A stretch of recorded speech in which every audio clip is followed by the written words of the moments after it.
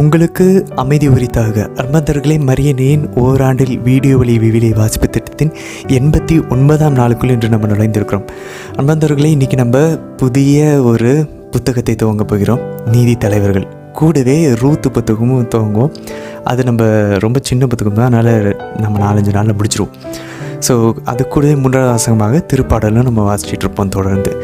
So இந்த நீதி தலைவர்கள் எபிரேய மொழியில் செஃபர் சோஃபெட்டம் அப்படின்றாங்க. இந்த நீதி தலைவர்கள் புத்தகம் யார் எழுதுனாங்கன்னு நமக்கு தெரியாது. ஸோ அது எந்த காலகட்டத்தில் எழுதுனாங்கன்றதும் யூதர்களுடைய பாரம்பரியத்துலேயும் தெரியல, கிறிஸ்தவர்களுடைய பாரம்பரியத்துலேயும் நமக்கு தெரியல இது யார் எழுதுனாங்க இதனுடைய ஆசிரியர். ஏன்னா நமக்கு தெரியும் தோரா எழுதுனது மோசே, யோபனுடைய புத்தகம் கூட மோசே தான் எழுதியிருக்கலாம் அப்படின்ட்டு சொல்கிறாங்க. ஸோ இதெல்லாம் நமக்கு தெளிவாக தெரியுது. யோசுவா புத்தகம் யோசுவா எழுதினார், நமக்கு நன்றாக தெரியும். ஏன்னா நம்ம கடைசியாக நம்ம வாசித்தோம் அவர் எழுதி இதெல்லாம் வச்சார் அப்படின்னு சொல்லி நடந்ததெல்லாம். ஆனால் இந்த புத்தகத்தை யார் எழுதுனாங்க நமக்கு தெரியாது. ஸோ இந்த புத்தகம் யோசுவாவிலேருந்து அடுத்து சாமுவேல் இறைவாக்கினர் அரசர்களின் காலம் துவங்குற வரைக்கும் இந்த ரெண்டுக்கும் இடைப்பற்றக்கூடிய இந்த காலங்களில் என்ன நடந்துச்சு அப்படின்றத நமக்கு கூறப்போகிறது. ஸோ இன்றைக்கி நம்ம முதல் 3 அதிகாரங்கள் மட்டும் நம்ம வாசிப்போம். முதல் அதிகாரம் பார்த்தோம் அப்படின்னாக்க ஒரு அரசியல் சார்ந்த ஒரு முன்னுரையாக இருக்கும். 2வது அதிகாரம் இறையியல் சார்ந்த ஒரு முன்னுரை, கடவுள் சம்மந்தப்பட்ட வழிபாடு சம்மந்தப்பட்டது. ஏற்கனவே இதெல்லாம் நம்ம யோசுவா புத்தகம் 13-17 அதிகாரங்களை நம்ம வாசித்து திரும்ப ரிப்பீட் பண்ணுற மாதிரியே இருக்கும்.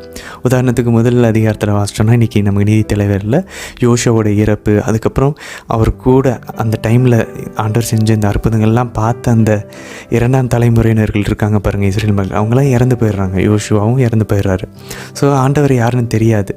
ஸோ அந்த காலகட்டங்களில் ஒரு அரசியல் விடுதலை நமக்கு கிடைக்குது. யூதா, சிமியோன், எஃப்ராயிம் இவங்கெல்லாம் போய் அந்த ஆக்கிரமிக்க வேண்டிய இடத்த போரிட்டு ஆக்கிரமித்து கைப்பற்றுறாங்க. ஸ்டார்டிங் நல்லா இருக்கிற மாதிரி தான் தெரியும். ஆனால் அதுக்கப்புறம் என்ன நடக்குது, இந்த கனனியர்கள் உடைய நிறைய பேர் இவங்களால் விரட்ட முடியல, இஸ்ரேல் மக்கள் போய் கைப்பற்ற மாட்டேங்கிறாங்க. ஸோ கடைசியாக என்ன ஆகுது, 2வது அதிகாரத்தில் பார்க்குறோம் இறையியல் சம்மந்தப்பட்ட ஒரு முன்னுரை வருது. இப்போ இதே கடவுளுடைய பார்வையிலேருந்து, வழிபாட்டு பார்வையிலேருந்து பார்க்குறாங்க. இவங்களால விரட்ட முடியல. ஆனால் இங்கே நம்ம 2வது அதிகாரத்தில் வாசிப்போம் ஏன் விரட்ட முடியல, ஏன்னா இவங்க அந்த கனனியர்களுடைய மக்களோட கலப்பு திருமணம் செஞ்சு அவருடைய அந்த சிலைகளை வழிபாடு செய்ய ஆரம்பித்து, அதனால தான் இவங்களால் கடவுளுடைய உறவு இங்கே துண்டிக்கப்படுது. இவங்களுடைய ஸ்ட்ரென்த், பெலன் இவங்க இழந்து போகிறார்கள். கனனியர்களால் இவங்க திரும்பவும் அடிமைப்படுத்தப்படுகிறார்கள்.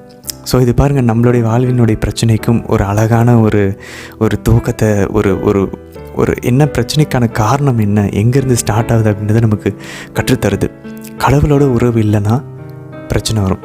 மற்றவங்களாம் கடவுளையே நம்பாதவங்களாம் நல்லா இருப்பான், அவங்களாம் கடவுள் பிள்ளைகளாக இல்லை, நம்மளை கடவுள் பிள்ளைகளாக கருதுகிறார். அதனால தான் நம்மளை ஒழுங்குபடுத்தி டிசிப்ளின் பண்ணுறாரு. அதான் நம்ம விலியத்தில் ஆன்சர் பார்த்துட்டோம். ஸோ இந்த நீதி தலைவர்களுடைய இந்த புத்தகத்தில் எப்படி இருக்குன்னா, திரும்பவும் ஒரு பேட்டர்ன் ஃபாலோ ஆகிக்கிட்டே இருக்கும். ஒரு 5 ஸ்டெப்பு நடக்கும். முதல் ஸ்டெப்பு, இந்த மக்கள் மறந்துடுவாங்க ஆண்டவரை, பாவம் செய்வாங்க, சிலை வழிபாடு செய்வாங்க, பாவத்தில் விழுவாங்க. இதனால் ஆண்டவர் என்ன பண்ணுவார், சுற்றி இருக்கிற அந்த காணனியர்கள் விரட்ட முடியாமல் இருக்காங்க பாருங்கள், அவங்க இவங்களை ஆக்கிரமித்து அடிமை பண்ணுவாங்க. ஸோ சின், அப்புறம் ஸ்லேவரி வரும்.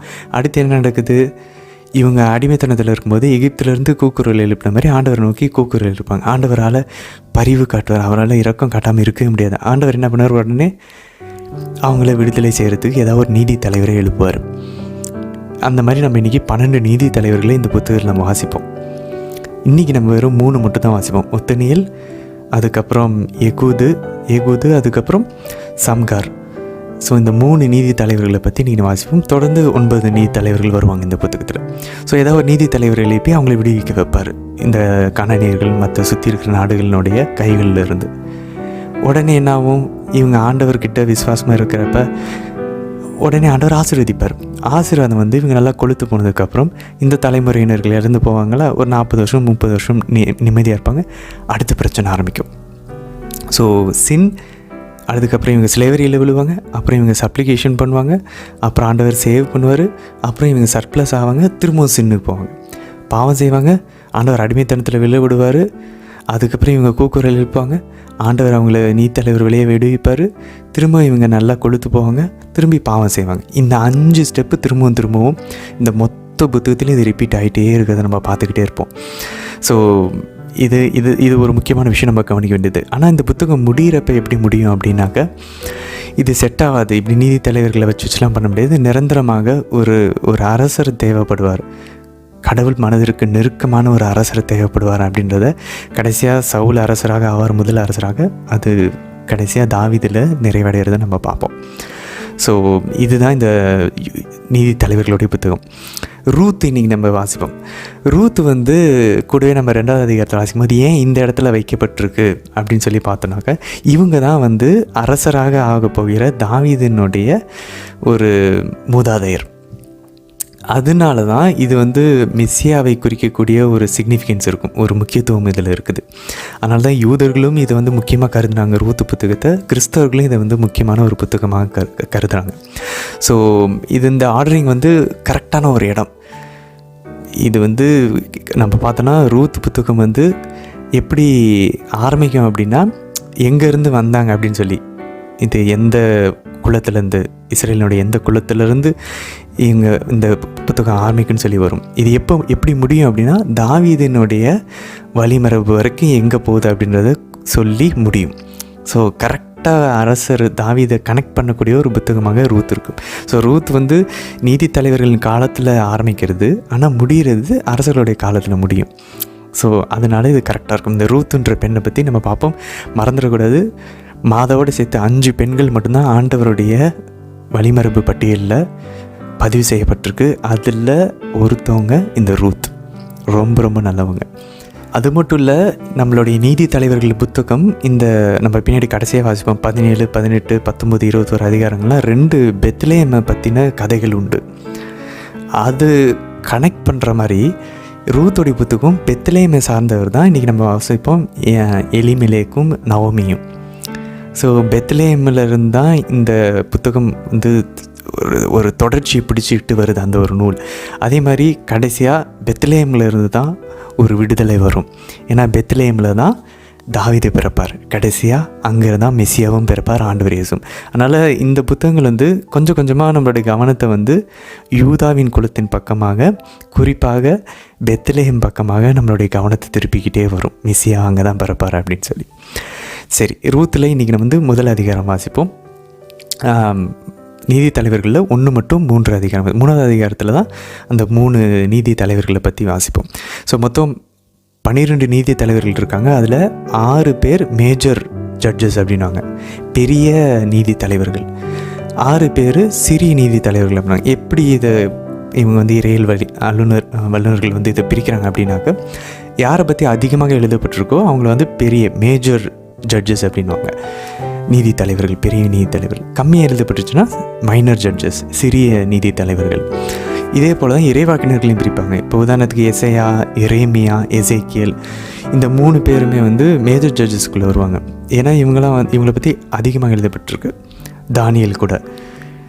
ஆனால் சிறிய இறைவாக்கினர்கள் மற்றவங்களாம் குட்டி குட்டியாக இருக்கும், சின்ன சின்ன புத்தகங்கள். ஸோ அதை வச்சு இறையியல் அறிஞர்களும் வல்லுநர்களும் பிரிக்கிறாங்க.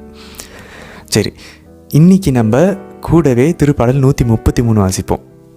அதில் சகோதர ஒன்றா சேர்ந்து வாழ்வது எவ்வளவு நல்லது, எவ்வளவு இனியது அப்படின்றத பற்றி ஒரு சிறிய திருப்பாடல் 133. சரி, இன்றைய தினம் எந்த கேள்வியும் இல்லை, நம்ம இந்த இந்த விஷயங்களை உள்வாங்க முயற்சிப்போம். தொடர்ந்து நம்ம ஜெபத்தோடு இன்றைய தினத்திற்கான விவிலி வாசிப்பகுதிக்குள்ளே நம்ம இணையலாம். தந்தை, மகன், தூய ஆவியாரின் பெயராலே ஆமேன். தந்தையாம் இறைவனை அழைத்து ஜெபிப்போம்.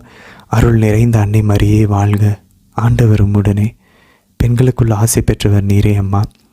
உம்முடைய திருவயிற்றின் கனியாகிய இயேசு கிறிஸ்துவும் ஆசை பெற்றவரே.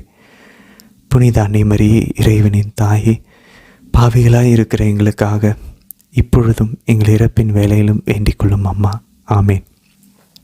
ஆண்டவர் இயேசுவை அழைத்து ஜெபிப்போம். அருள் நிறைந்த அன்னை மரியே வாழ்க, ஆண்டவர் உம்முடனே, பெண்களுக்குள் ஆசை பெற்றவர் நீரே அம்மா. உம்முடைய திருவயிற்றின் கனியாகிய இயேசு கிறிஸ்துவும் ஆசை பெற்றவரே. புனித அன்னை மரியே, இறைவனின் தாயே, பாவிகளாய் இருக்கிற எங்களுக்காக இப்பொழுதும் எங்கள் இறப்பின் வேலையிலும் வேண்டிக் கொள்ளும் அம்மா. ஆமேன். தூய ஆவியானவரை அழைத்து ஜெபிப்போம். அருள் நிறைந்த அன்னை மரியே வாழ்க, ஆண்டவர் உம்முடனே, பெண்களுக்குள் ஆசை பெற்றவர் நீரே அம்மா. உம்முடைய திருவயிற்றின் கனியாகிய இயேசு கிறிஸ்துவும் ஆசை பெற்றவரே. புனித அன்னை மரியே, இறைவனின் தாயே, பாவிகளாய் இருக்கிற எங்களுக்காக இப்பொழுதும் எங்கள் இறப்பின் வேலையிலும் வேண்டிக் கொள்ளும் அம்மா. ஆமேன். நீதி தலைவர்கள் நூல் அதிகாரம் 1. யோசுவா இறந்த பின் இஸ்ரவேல் மக்கள் ஆண்டவரிடம், யார் கானானியருக்கு எதிராகச் சென்று எங்கள் சார்பாக முதலில் அவர்களுடன் போரிடுவர் என்று கேட்டனர். ஆண்டவர், யூதா செல்வான், இதோ அவன் கையில் நிலத்தை கொடுத்துள்ளேன் என்றார். யூதாவின் மக்கள் தம் சகோதரராகிய சிமியோனின் மக்களிடம், எங்களுடன் எங்கள் நிலப்பகுதிக்குள் வாருங்கள், கானானியருக்கு எதிராக நாம் போரிடுவோம், நாங்களும் உங்கள் நிலப்பகுதிக்குள் உங்களுடன் வருவோம் என்றனர். சிமியோனின் மக்கள் அவர்களுடன் சென்றனர். அவ்வாறே யூதா போரிடச் சென்றபொழுது ஆண்டவர் கனானியரையும் பெரிசியரையும் அவர்களிடம் ஒப்படைத்தார். அவர்கள் பெசக்கில் 10,000 பேரை கொன்றனர். அதோனி பெசக்கை பெசக்கில் கண்டுபிடித்து அவனை எதிர்த்து போரிட்டு கனானியரையும் பெரிசியரையும் அவர்கள் வீழ்த்தினர். தப்பி ஓடிய அதோனி பெசக்கை அவர்கள் துரத்திச் சென்று பிடித்து அவனுடைய கை கால்களின் பெருவிரல்களை துண்டித்தனர். அப்பொழுது அதோனி பெசக்கு, கை கால்களின் பெருவிரல்கள் துண்டிக்கப்பட்ட 70 அரசர்கள் என் உணவு மேசையிலிருந்து சிதறியவற்றை பொறுக்கினார்கள், நான் செய்தவாறே கடவுள் எனக்கு செய்துள்ளார் என்றான். அவனை எருசலேமுக்கு கொண்டு வந்தனர். அவன் அங்கே இறந்தான். யூதாவின் மக்கள் எருசலேமுக்கு எதிராக போரிட்டு அதை கைப்பற்றினர். வாள்முனையால் மக்களை வெட்டி வீழ்த்தி நகரை நெருப்புக்கு இரையாக்கினர். பின்னர் யூதாவின் மக்கள் மலைநாட்டிலும் நெகேபிலும் மலை அடிவாரங்களிலும் வாழும் கானானியருக்கு எதிராக போர் புரியச் சென்றனர். யூதாவின் மக்கள் கிரியத்து அர்பா என்று முன்னர் அழைக்கப்பட்ட எபிரோனில் வாழ்ந்த கானானியருக்கு எதிராக சென்றனர் என்பதாகும். அவர்கள் செசாய், அகிமான், தல்மாய் இனங்களை தோற்கடித்தனர். அங்கிருந்து தெபீர் வாழ் மக்களுக்கு எதிராக சென்றனர். தெபீரின் முன்னாள் பெயர் கிரியத்து சேபேர் என்பதாகும். காலேபு கிரியத்து சேபேரை தாக்கி கைப்பற்றுபவருக்கு என் மகள் அக்சாவை மனைவியாக அளிப்பேன் என்றார். காலேபின் இளைய சகோதரனும் கெனாசின் மகனுமாகிய ஒத்னியேல் அதை கைப்பற்றினார். எனவே காலேபு அவருக்கு தம் மகள் அக்சாவை மனைவியாக அளித்தார்.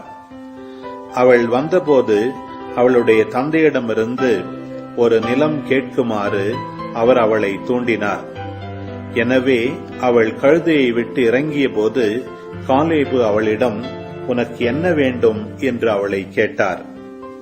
அவள் அவரிடம், எனக்கு நீர் ஓர் அன்பளிப்பு தர வேண்டும், எனக்கு வறண்ட நிலத்தை தான் கொடுத்துள்ளீர், எனக்கு நீரூற்றுகளையும் தாரும் என்றாள்.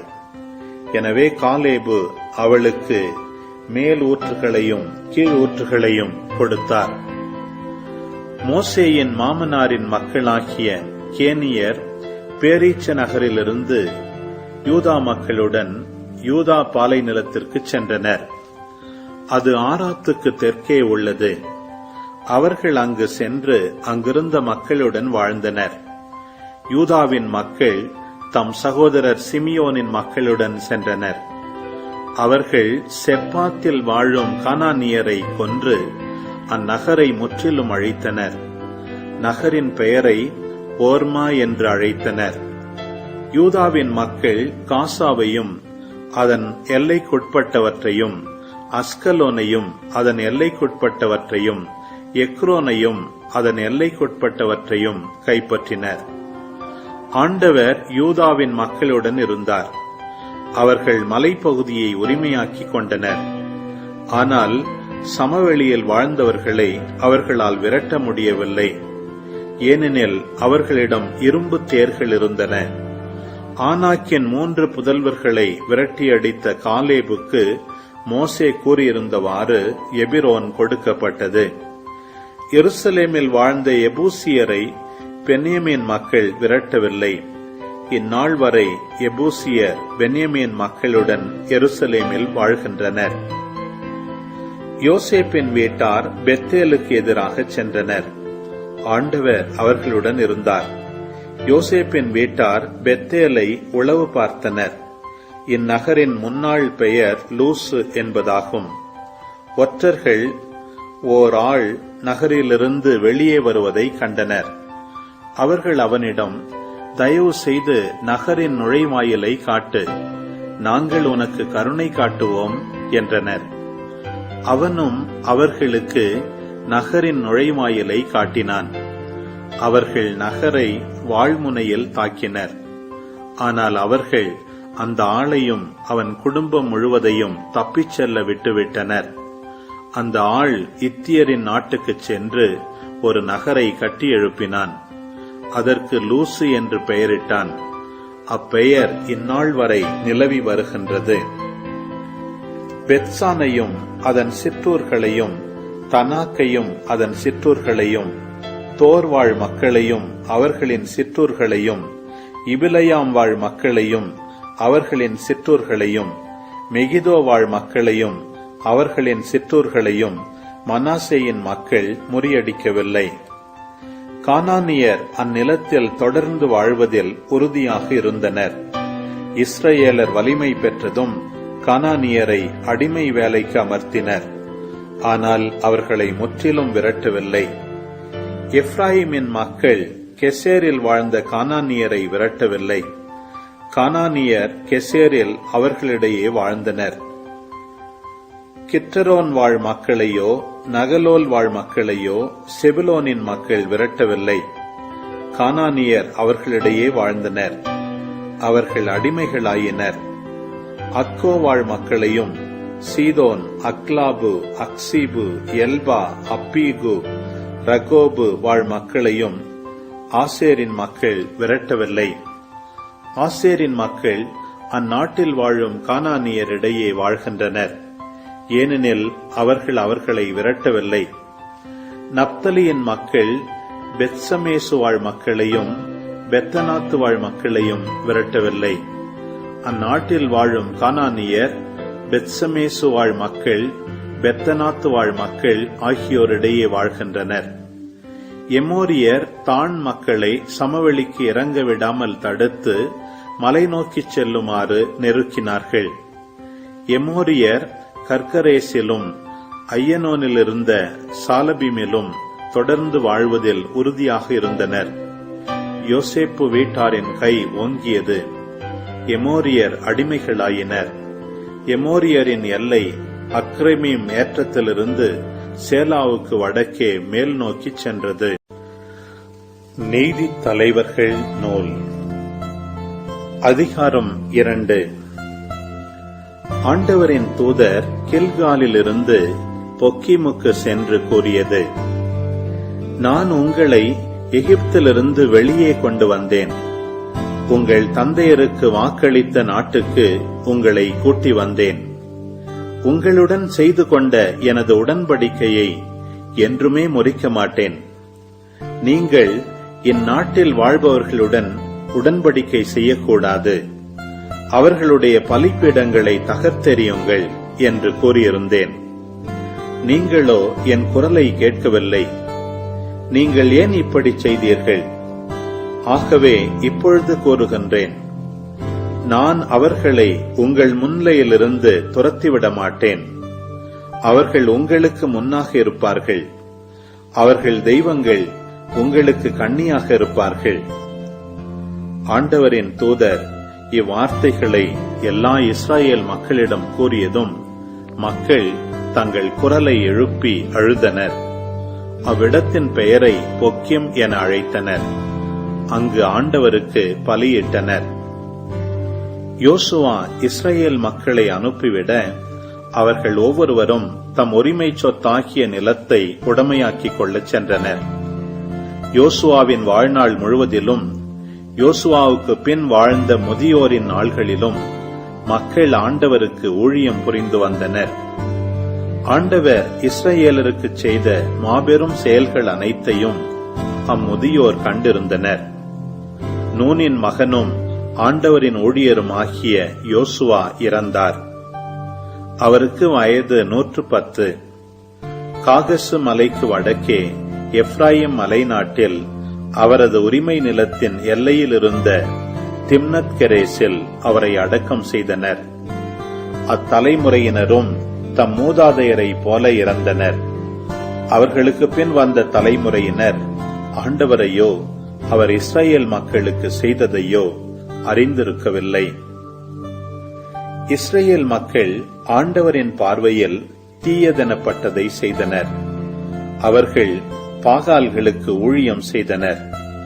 அவர்கள் தங்கள் மூதாதையரை எகிப்து நாட்டிலிருந்து வெளியே கொண்டு வந்த தங்கள் மூதாதையரின் கடவுளாகிய ஆண்டவரை கைவிட்டனர். தங்களை சுற்றி வாழ்ந்த மக்களினங்களின் தெய்வங்களை பின்பற்றி வழிபட்டு ஆண்டவருக்கு சினமூட்டினர். அவர்கள் ஆண்டவரை கைவிட்டு பாகாலுக்கும் அஸ்தரோத்துக்கும் ஊழியம் செய்தனர். இஸ்ரவேலின் மேல் ஆண்டவரின் கோபக்கனல் கனன்றது. எனவே அவர் கொள்ளையடிப்போரிடம் அவர்களை ஒப்படைக்க அவர்களும் அவர்களை கொள்ளையடித்தனர். அவர்களை சூழ்ந்திருந்த எதிரிகளிடம் ஆண்டவர் அவர்களை விற்றார். அதனால் அவர்கள் எதிரிகளின் முன் அவர்களால் எதிர்த்து நிற்க இயலாமற் போயிற்று. ஆண்டவர் அவர்களுக்கு ஆணையிட்டு கூறியது போல் அவர்கள் போருக்கு சென்றபொழுதெல்லாம் ஆண்டவரின் கை அவர்களுக்கு எதிராக தீமை விளைவித்தது. அவர்கள் பெருந்துயரத்துக்கு உள்ளாயினர். ஆண்டவர் நீதி தலைவர்களை எழச் செய்தார். அவர்கள் அவர்களை கொள்ளையடித்தவர்களின் கைகளினின்று விடுவித்தனர். ஆயினும் அவர்கள் தங்கள் நீதி தலைவர்களுக்கு செவி கொடுக்கவில்லை. ஏனெனில் அவர்கள் வேற்று தெய்வங்களை பின்பற்றி தொழுது வேசித்தனம் செய்தனர். தங்கள் மூதாதையர் ஆண்டவரின் கட்டளைகளுக்கு செவி கொடுத்து நடந்த நெறியை விட்டு விரைவில் விலக்கினர். ஆண்டவர் அவர்களுக்காக நீதி தலைவர்களை எழச் செய்த பொழுதெல்லாம் அவர் அந்த தலைவர்களுடன் இருந்து அத்தலைவர்களின் வாழ்நாள் முழுவதும் எதிரிகளின் கையிலிருந்து மக்களை விடுவித்தார். ஏனெனில் துன்புறுத்தப்பட்டு ஒடுக்கப்பட்ட அவர்களின் அழுகுரலை கேட்டு ஆண்டவர் அவர்கள் மீது இரக்கம் கொண்டார். ஆனால் அவர்கள் ஒவ்வொரு நீதி தலைவர் இறந்த பொழுதும் வேற்று தெய்வங்களை பின்பற்றியும் அவற்றுக்கு ஊழியம் செய்தும் அவற்றை வழிபட்டும் தங்கள் மூதாதையரை விட இழிவாக நடந்தனர். அவர்களுடைய தீய பழக்கங்களையும் முரட்டுத்தனமான நடத்தையையும் விட்டகலவில்லை. எனவே இஸ்ரவேலின் மேல் ஆண்டவரின் கோபக்கனல் கனன்றது. அவர் இம்மக்களின் மூதாதையர் கைக்கொள்ளுமாறு கட்டளையிட்ட என் உடன்படிக்கையை இவர்கள் மீறிவிட்டனர். என் குரலுக்கு செவி கொடுக்கவில்லை. ஆகவே நானும் யோசுவா இறக்கும் பொழுது விட்டு வைத்த வேற்றினத்தாரை இவர்கள் முன்னிருந்து இனியும் விரட்ட மாட்டேன். ஆண்டவரது நெறிமுறையில் நடப்பதில் இஸ்ரவேலின் மூதாதையர் கவனமாக இருந்தது போல் இஸ்ரவேலரும் கவனமாக இருக்கின்றார்களா இல்லையா என இவர்களை கொண்டு நான் சோதிக்கின்றேன் என்றார். எனவே ஆண்டவர் இந்த வேற்றினத்தாரை யோசுவாவிடம் ஒப்படைக்காமலும் விரைவில் விரட்டாமலும் விட்டு வைத்தார். நீதி தலைவர்கள் நூல் அதிகாரம் 3. இஸ்ரவேல் மக்களை சோதிக்கும்படி இந்த வேற்றினங்களை ஆண்டவர் விட்டு வைத்திருந்தார். இம்மக்கள் அனைவரும் கானானின் போர் முறையை அறிந்திருக்கவில்லை. இஸ்ரவேல் மக்களின் இத்தலைமுறையினர் போர் முறையை கற்றுக்கொள்ளுமாறும் இதனை இதுவரை அறியாதோர்க்கு கற்றுத்தருமாறும் விட்டு வைக்கப்பட்டோர் 5 பெலிஸ்திய இளவரசர், அனைத்து கானானியர், பாகால் எர்மோன் மலைநாட்டிலிருந்து ஆமாத்து கணவாய் வரை லெபனோன் மலையில் வாழ்ந்த இவ்வியர். மோசே வழியாக இஸ்ரவேலரின் மூதாதையருக்கு ஆண்டவர் இட்ட கட்டளைகளுக்கு அவர்கள் கீழ்ப்படிவார்களா என்று சோதித்து அறியும் பொருட்டு அவர்கள் விடப்பட்டிருந்தனர். இஸ்ரவேல் மக்கள் கானானியர், எத்தியர், எமோரியர், பெரிசியர், எவ்வியர், எபூசியர் நடுவில் வாழ்ந்தனர். இவர்கள் அவர்கள் புதல்வியரை தங்கள் மனைவியராக கொண்டனர். தங்கள் புதல்வியரை அவர்கள் புதல்வருக்கு கொடுத்தனர். அவர்களுடைய தெய்வங்களுக்கு ஊழியம் செய்தனர். ஆண்டவரின் பார்வையில் தீயதெனப்பட்டதை இஸ்ரவேலர் செய்தனர். தங்கள் கடவுளாகிய ஆண்டவரை மறந்து பாகாலுக்கும் அசேராக்களுக்கும் ஊழியம் செய்தனர். இஸ்ரவேலருக்கு எதிராக ஆண்டவரின் சினம் மூண்டது. அவர் அவர்களை மெசொப்பொத்தாமியா மன்னன் கூசான் ரிசத்தாயிமிடம் ஒப்படைத்து விட்டார்.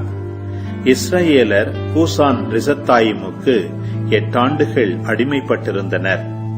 இஸ்ரவேலர் ஆண்டவரை நோக்கி கூக்குரலிட்டனர். ஆண்டவர் அவர்களுக்கு விடுதலை அளிக்க ஒருவரை எழச் செய்தார். அவர் காலேபின் இளைய சகோதரரான கெனாசின் மகன் ஒத்னியேல். அவர் அவர்களுக்கு விடுதலை அளித்தார். அவர் மீது ஆண்டவரின் ஆவி இருந்தது. அவர் இஸ்ரவேலருக்கு நீதி தீர்ப்பு வழங்கினார். அவர் போருக்கு சென்றார். அவரிடம் மெசொப்பொத்தாமியா மன்னன் கூசான் ரிசத்தாயிமை ஆண்டவர் ஒப்படைத்தார். அவர் கூசான் ரிசத்தாயிமின் மீது வெற்றி கொண்டார். நாடு 40 ஆண்டுகள் அமைதியாக இருந்தது. பின் கெனாசின் மகன் ஒத்னியேல் இறந்தார். இஸ்ரவேல் மக்கள் மீண்டும் ஆண்டவரின் பார்வையில் தீயதெனப்பட்டதை செய்தனர். மோவாபின் மன்னன் எக்லோனை இஸ்ரவேலருக்கு எதிராக ஆண்டவர் வலிமைப்படுத்தினார். ஏனெனில் அவர்கள் ஆண்டவரின் பார்வையில் தீயதெனப்பட்டதை செய்தனர். அவன் தன்னுடன் அம்மோனியரையும் அமலேக்கியரையும் சேர்த்து கொண்டு சென்று இஸ்ரவேலரை வென்று பேரீச்சு நகரை கைப்பற்றினான். இஸ்ரவேல் மக்கள் மோவாபின் மன்னன் எக்லோனுக்கு 18 ஆண்டுகள் அடிமைப்பட்டிருந்தனர். இஸ்ரவேல் மக்கள் ஆண்டவரை நோக்கி கூக்குரலிட்டனர். ஆண்டவர் அவர்களுக்கு விடுதலை அளிக்க பென்யமீனை சார்ந்த கேராவின் மகன் ஏகூதை எழச் செய்தார். அவர் இடக்கை மனிதர். இஸ்ரவேல் மக்கள் மோவாபின் மன்னன் எக்லோனுக்கு கப்பம் கட்டுமாறு அவரை அனுப்பி வைத்தனர். ஏகூது தமக்கு 1 முழ நீளமும் 2 பக்கம் கருக்குமுள்ள வாள் ஒன்றை செய்து கொண்டார். அதை அவர் தம் ஆடைகளுக்கு அடியில் வலது தொடையில் கட்டி வைத்துக் கொண்டார். அவர் மோவாபு மன்னன் எக்லோனுக்கு கப்பத்தை செலுத்தினார். எக்லோன் மிகவும் பருத்த மனிதன். ஏகூது கப்பத்தை செலுத்தி முடித்ததும் கப்ப பொருள்களை சுமந்து வந்த மக்களை அவர் அனுப்பிவிட்டார். அவர் கில்காலுக்கு அருகில் உள்ள சிலைகள் வரை சென்று திரும்பி வந்து, மன்னரே, என்னிடம் உமக்கு ஓர் ரகசிய செய்தி உள்ளது என்றார். அவன் அமைதி என்றான். அவனை சுற்றி நின்ற அனைவரும் அவனை விட்டுவிட்டு வெளியேறினர். ஏகூது அவன் அருகில் வந்தார். அப்பொழுது அவன் குளிர்ந்த மேலறையில் தனியாக அமர்ந்திருந்தான். ஏகூது, உமக்கான கடவுளின் செய்தி ஒன்று என்னிடம் உள்ளது என்று கூற அவன் தன் இருக்கையிலிருந்து எழுந்தான். ஏகூது தம் இடக்கையை நீட்டி வலது தொடையிலிருந்து வாளை உருவி அவனுடைய வயிற்றில் குத்தினார். வாளோடு கைப்பிடியும் உள்ளே இறங்கியது. கொழுப்பு கைப்பிடியை மூடியதால் வாளை வயிற்றிலிருந்து வெளியே அவரால் உருவ முடியவில்லை. அது பின்புறமாக வெளியே வந்தது. ஏகூது முன்தளத்திற்கு வந்து மேலறையின் கதவுகளை அடைத்து பூட்டினார். அவர் வெளியே சென்ற பின் மன்னனின் வேலையாள்கள் வந்தனர். இதோ, அவனது மேலறையின் கதவுகள் பூட்டப்பட்டிருப்பதை கண்டனர். அவன் குளிர்ந்த மேலறையின் கழிவறைக்குத்தான் சென்றிருப்பான் என்று கூறிக்கொண்டனர். அவர்கள் காத்திருந்து ஏமாற்றமடைந்தனர். மேலறையின் கதவுகளை அவன் திறக்காமல் போகவே அவர்கள் சாவியை எடுத்து திறந்தார்கள். இதோ, அவர்கள் தலைவன் தரையில் இறந்து கிடந்தான். அவர்கள் காத்திருந்த நேரத்தில் ஏகூது கற்சிலைகளை கடந்து செயிராவுக்கு தப்பி ஓடினார். அவர் அங்கு வந்து எப்ராயிம் மலையில் எக்காளம் ஓதினார். அவர் தலைமையில் இஸ்ராயேல் மக்கள் மலைநாட்டிலிருந்து கீழே இறங்கினர். அவர் அவர்களிடம், என் பின்னால் வாருங்கள், ஆண்டவர் மோவாபியர் ஆகிய உங்கள் எதிரிகளை உங்களிடம் ஒப்படைத்துள்ளார் என்றார். அவர்கள் அவர் பின்னே சென்று மோவாபுக்கு எதிரே இருந்த யோர்தானின் கடவு துறைகளை கைப்பற்றினர். எவரும் கடந்து செல்ல அனுமதிக்கவில்லை.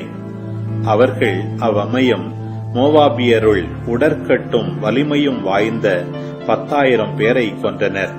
எவரும் தப்பவில்லை. அந்நாளில் மோவாபு இஸ்ரவேலின் ஆற்றலால் அடக்கப்பட்டது. 80 ஆண்டுகள் நாடு அமைதியாக இருந்தது.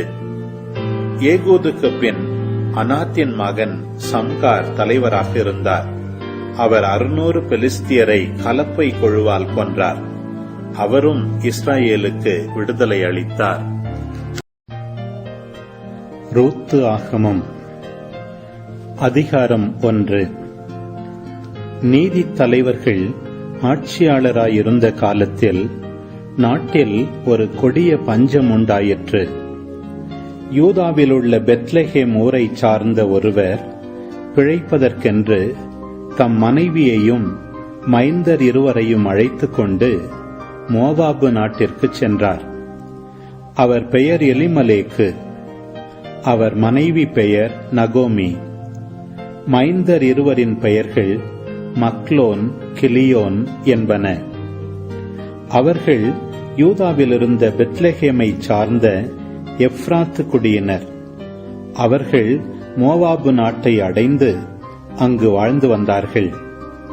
அவர்கள் அங்கே இருந்த காலத்தில் எலிமலேக்கு இறந்து போனார். எனவே நகோமி தம் 2 மைந்தரை தவிர வேறு துணையற்றவரானார். அவ்விருவரும் மோவாபு நாட்டு பெண்களை மணந்து கொண்டனர். ஒருவர் பெயர் ஓர்பா, மற்றவர் பெயர் ரூத்து. அவர்கள் பிழைக்க வந்து ஏறத்தாழ 10 ஆண்டுகள் ஆயின. பிறகு மக்லோனும் கிலியோனும் இறந்து போயினர். நகோமி தம் கணவரையும் 2 மைந்தரையும் இழந்து தன்னந்தனியராய் விடப்பட்டார். நகோமியின் சொந்த நாட்டில் ஆண்டவர் தம் மக்களை கருணையுடன் கண்ணோக்கி அவர்களுக்கு உணவு கிடைக்கும்படி செய்தார். இதை நகோமி மோவாபு நாட்டில் இருந்தபோதே கேள்விப்பட்டார். எனவே அவர் மோவாபு நாட்டை விட்டு போக ஏற்பாடு செய்தார். பிறகு அவரும் அவருடைய மருமக்கள் இருவரும் தாங்கள் இருந்த இடத்தை விட்டு யூதா நாட்டுக்கு பயணமானார்கள். ஆனால் வழியில் நகோமி அவர்களிடம், உங்கள் தாய் வீட்டுக்கு திரும்பிச் செல்லுங்கள். இறந்தவர்களுக்கும் எனக்கும் நீங்கள் பரிவு காட்டியது போல் ஆண்டவரும் உங்களுக்கு பரிவு காட்டுவாராக. நீங்கள் இருவரும் மீண்டும் மனம் செய்து கொண்டு நலமுடன் இல்வாழ்க்கை நடத்த ஆண்டவர் அருள் புரிவாராக என்று சொல்லி அவர்களை அணைத்து முத்தமிட்டார். அவர்களோ கதறி அழுது, இல்லை அம்மா, நாங்கள் உம்மோடு வந்து உம்முடைய இனத்தவரிடையே இருப்போம் என்றார்கள். அதற்கு நகோமி, மக்களே, நீங்கள் திரும்பிச் செல்லுங்கள். என்னோடு வருவதால் உங்களுக்கு என்ன பயன்? நீங்கள் மணந்து கொள்ள மீண்டும் மைந்தரை பெற்றுத்தர இனி என்னால் இயலுமா? மக்களே, திரும்பிச் செல்லுங்கள். எனக்கோ வயதாகிவிட்டது. கணவரோடு கூடி வாழும் பருவமும் கடந்துவிட்டது. அவ்வாறன்றி பிள்ளை பிறக்கும் என்னும் நம்பிக்கை எனக்கு உண்டு எனச் சொல்லி இன்றிரவே நான் கணவரோடு கூடி மைந்தரை பெற்றெடுத்தாலும் அவர்கள் பெரியவர்களாகும் வரையில் நீங்கள் வேறு யாரையும் மணம் செய்து கொள்ளாமல் அவர்களுக்காக காத்திருப்பீர்களா? மக்களே, வேண்டாம். ஆண்டவர் என்னை பெருந்துன்பத்தில் ஆழ்த்தியுள்ளார். என்னால் உங்களுக்கு நேர்ந்தவற்றிற்காக நான் மிகவும் வருந்துகிறேன் என்று சொன்னார். அதை கேட்டு அவர்கள் மீண்டும் கதறி அழுதார்கள். பிறகு ஓர்பா தம் மாமியாருக்கு முத்தம் கொடுத்துவிட்டு திரும்பிச் சென்றார். ஆனால் ரூத்தோ பிரிந்து போக மறுத்துவிட்டார். நகோமி அவரிடம், இதோ பார், உன் ஓரகத்தி தன் இனத்தவரையும் தன் தெய்வங்களையும் நோக்கி திரும்பி போய்விட்டாள், அவளைப் போல் நீயும் திரும்பி போ என்றார். அதற்கு ரூத்து, உம்மோடு வராமல் உம்மை விட்டு பிரிந்து போகும்படி என்னை நீர் வற்புறுத்த வேண்டாம். நீர் செல்லும் இடத்திற்கே நானும் வருவேன். உமது இல்லமே எனது இல்லம், உம்முடைய இனமே எனது இனம், உம்முடைய தெய்வமே எனக்கும் தெய்வம். நீர் எங்கே இறப்பீரோ அங்கேயே நானும் இறப்பேன், அங்கேதான் என் கல்லறையும் இருக்கும். சாவிலும் உம்மை விட்டு நான் பிரியேன். அப்படி பிரிந்தால் ஆண்டவர் என்னை தண்டிப்பாராக என்றார். ரூத்து தம்மோடு வர மன உறுதியுடன் இருப்பதைக் கண்டு நகோமி வேறொன்றும் கூறவில்லை. பின்னர் அவர்கள் தொடர்ந்து பயணம் செய்து பெத்லெகேம் ஊரை அடைந்தார்கள். அங்கு அவர்கள் வந்து சேர்ந்ததும் அந்த ஊர் முழுவதிலும் பெரும் பரபரப்பு உண்டாயிற்று. ஊர் பெண்கள், இவள் நகோமிதானே என்று தங்களிடையே பேசிக்கொண்டார்கள். அவரோ, என்னை நகோமி என அழைக்காதீர்கள், மாறா என அழையுங்கள். நிறைவுடன் இங்கிருந்து சென்றேன், ஆனால் ஆண்டவர் என்னை வெறுமையாய் திரும்பி வரச் செய்தார். ஆண்டவர் என்னை தண்டித்து விட்டார். எல்லாம் வல்லவர் என் மீது துயரத்தை சுமத்தியுள்ளார். இப்படி இருக்க என்னை நகோமி என அழைப்பது ஏன் என்றார். இவ்வாறு நகோமியும் அவர் தம் மருமகளான மோவாபிய பெண் ரூத்தும் அந்நாட்டை விட்டு திரும்பி வந்தனர். அவர்கள் பெத்லெகேம் ஊர் வந்து சேர்ந்தபோது வார்கோதுமை அறுவடை தொடங்கியிருந்தது. திருப்பாடல் 133. சகோதரர் ஒன்றுபட்டு வாழ்வது எத்துணை நன்று, எத்துணை இனியது. அது ஆரோனின் தலையினிலே ஊற்றப் பெற்ற நறுமண தைலம் அவருடைய தாடியினின்று வழிந்தோடி அவர் தம் அங்கியின் விளிம்பை நனைப்பதற்கு ஒப்பாகும். அது எர்மோனின் மலைப்பனி சீயோனின் மலைகள் மேல் இறங்குவதற்கு ஒப்பாகும். ஏனெனில் அங்கிருந்தே என்றுமுள்ள வாழ்வென்னும் ஆசிதனை ஆண்டவர் பொழிந்தருள்வார். ஆமீன். ஆண்டவரே, இந்த நாளுக்கான இந்த இறை வார்த்தைகளுக்காக நன்றி செலுத்துகிறோம் அப்பா. ஆண்டவரே, இன்று இஸ்ரேல் மக்கள் இந்த நீதி தலைவர்களின் காலத்தில் திரும்பவும் பாவத்தில் விழுந்து திரும்பவும் அந்த பாடத்தை கற்றுக்கொள்ள தவறி கொண்டிருக்கக்கூடிய, நீங்கள் செய்ததை மறந்து போய் நீங்கள் செய்ததெல்லாம் பார்த்த தலைமுறை இறந்து போனதுக்கப்புறம் எல்லாமே மறந்து போய் பாவத்தில் ஈடுபடக்கூடிய இஸ்ரேல் மக்களை இன்றைக்கி நாங்கள் வாசிக்க கேட்டோமாப்பா.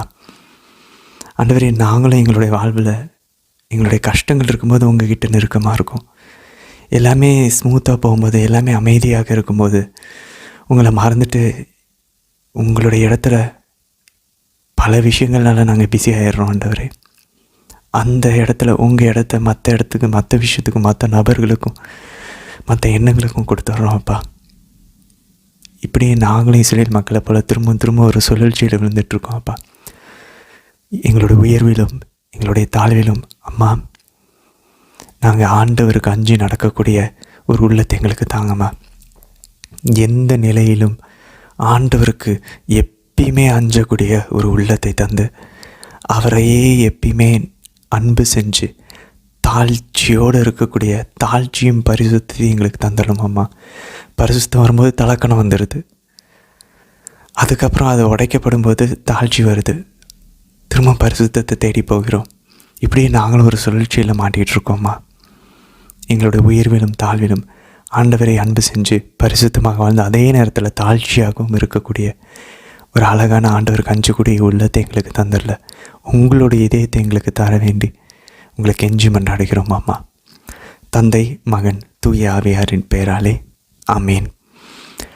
அன்பார்ந்தவர்களே, இன்றைய தினத்திற்கான விளக்க உரைக்குள்ளே நம்ம டைரெக்டாக போயிடலாம். ஏன்னா இன்றைக்கி எந்த ஒரு கொஷின்ஸும் இல்லை, கேள்விகளும் இல்லை. ஸோ இன்றைக்கி நீதி தலைவர்கள் புத்தகத்தை 3 பகுதிகளாக பிரிக்கிறாங்க. முதல் பகுதி நம்ம இன்றைக்கி வாசிச்சிட்டோம். முதல் 2 அதிகாரங்கள் டபுள் இன்ட்ரடக்ஷன் அப்படின்றாங்க. ஒன்று சமூகம், அரசியல் சார்ந்த ஒரு முன்னுரை, இன்னொன்று இறையியல் சம்மந்தமான முன்னுரை. ஏன் மக்கள் விரட்டி விட முடியல அப்படின்ற அந்த ஒரு கேள்வி. அடுத்தது பார்த்தோம் அப்படின்னாக்கா 3வது அதிகாரம் இன்றைக்கி நம்ம வாசிச்சோம்ல, நீதித்தலைவர் 3வது அதிகாரம் 7வது வசனத்துலேருந்து 16ஆம் அதிகாரம் வரைக்கும் இது வந்து சென்ட்ரல் நரேட்டிவ் அப்படின்றாங்க. நடு கதை வடிவத்தில் இருக்கக்கூடிய ஒரு இடம் அப்படின்னு சொல்லி சொல்கிறாங்க. ஸோ இந்த இடத்துல என்ன நடக்குது அப்படின்னு சொல்லி பார்த்தோம் அப்படின்னாக்க, இங்கே வந்து இந்த 12 நீதி தலைவர்களை பற்றியும் ஒரு அந்தி நீதி தலைவர் இருப்பார், ஆன்டி ஜட்ஜ் யார்? இந்த அபிமெலேக்கு அரசர். ஸோ இவர் வந்து கெட்டவர். ஸோ மற்றவங்களும் நிறையா நெறி பிறழ்வாங்க, அதை நம்ம வாசிப்போம். எல்லா நீதி தலைவர்களும் வந்து பர்ஃபெக்ட் கிடையாது, எல்லாமே முழுமையானவர்கள், பரிசுத்தமானவர்கள் கிடையாது. ஸோ இந்த ஆன்டி ஜட்ஜ், இந்த ஆன்டி போப், ஆன்டி கிரைஸ்ட் மாதிரி நம்ம பார்த்துக்கலாம். அந்தி கிறிஸ்து, அந்தி திருத்தந்தை, அந்த மாதிரி அந்தி நீதி தலைவர் இவர். ஸோ மொத்தம் 13 பேரை பற்றி சொல்கிறது தான் இந்த 3வது அதிகாரத்துலேருந்து 16ஆம் அதிகாரம் வரைக்கும் நம்ம வாசிப்போம் நீதி தலைவர்கள். ஸோ இது முடித்ததுக்கப்புறம் கடைசியாக 17லேருந்து 21 வரைக்கும் டபுள் எபிலாக் அப்படின்றாங்க. அப்படின்னா 2 எப்படி ஃபஸ்ட்டு 2 முன்னுரை இருந்துச்சோ, முதல் அதிகாரம் 2வது அதிகாரம், அதே மாதிரி 17லேருந்து 21 வரைக்கும் டபுள் எபிலாக் அப்படின்றாங்க. அப்படின்னாக்க 2 முடிவுரைகள். இதில் நம்ம என்ன எப்படி முடியுது, இந்த நீதி தலைவர் புத்தகம் எப்படி முடியும்னா, ரொம்ப மோசமான ஒரு மாரல் நிலையில் இஸ்ரேல் மக்கள் போகிறாங்க. அதாவது அவங்களுடைய தார்மீக பண்புகள் வந்து ரொம்ப நெறிக்கெட்டு போயிருக்கிறத காமிச்சு, குறிப்பாக திருவழிபாட்டு முறையில் மிகப்பெரிய ஒரு ஒழுங்கினமும் வன்கொடுமையும் நடக்கிறதும், அதே போல் சமூக நீதியில் நம்ம வாசிப்போம். அதெல்லாம் கேட்குறதுக்கே அருவருப்பாக இருக்கக்கூடிய நிகழ்வுகளை வந்து நம்ம வாசிப்போம். ஸோ அந்த விஷயங்கள் சமூக அடிப்படையில் ஒழுக்கக்கேடு நடந்துகிட்ருக்கிறதையும் கூறி ஒரு விடிவு வேணும், அது ஒரு நிரந்தரமான ஒரு விடிவு வேணும்.